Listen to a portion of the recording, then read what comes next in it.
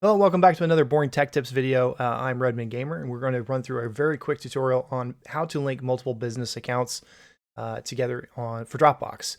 If you've ever run into this issue before, you know exactly the headache I'm talking about, which is that Dropbox only allows you to link one business account to your desktop launcher. So if you have a desktop launcher that's, you got a personal account for storing your stuff, or you've got your one business account, that basically you're only allowed to have the two linked. You cannot have multiple business accounts within a single application launcher. I'm not exactly sure why Dropbox hasn't added this feature. Your guess is as good as mine. But the long story short of it is that there's a workaround, and it's not very well documented, so I'm going to do it real quick here. Basically, you see that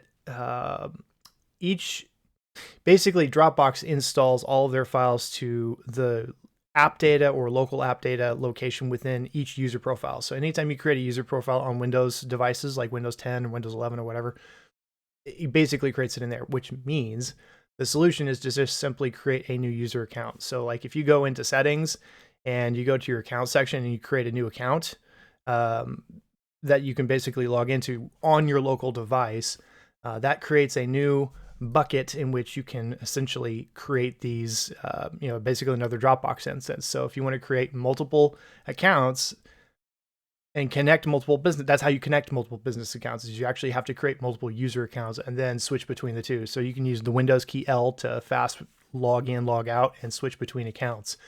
That's the easiest way to do it. And until Dropbox adds this functionality, which I know a lot of people have been clamoring for years, so they don't seem to be making any progress on doing this. So I don't think don't expect it. The fastest solution is to do exactly what I'm showing you here.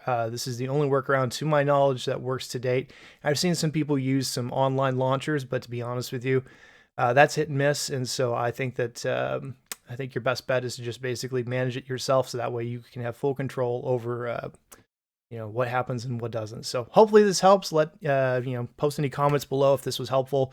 Hit the like button. You know what to do if you want to have more fast tech tips like this. Thanks. Take care. Catch you next time.